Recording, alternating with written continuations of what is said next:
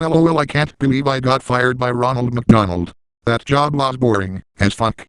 Well, that's what you get for pulling your pants down in front of a Hey, someone was kind enough to drop 2 pills of Viagra in the sidewalk. Not again, Swag.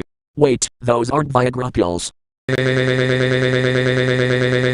time to get a massive monster dick and shove my dick in a hooker's ass. Nom nom nom nom nom nom nom nom nom nom nom nom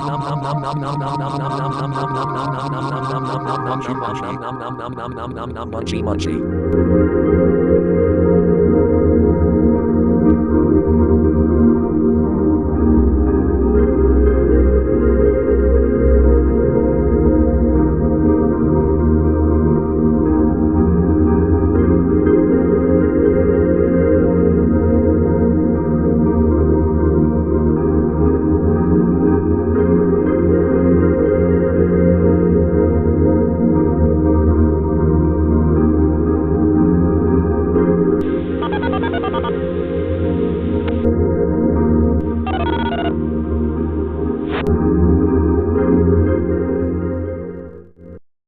Why do I feel so weird?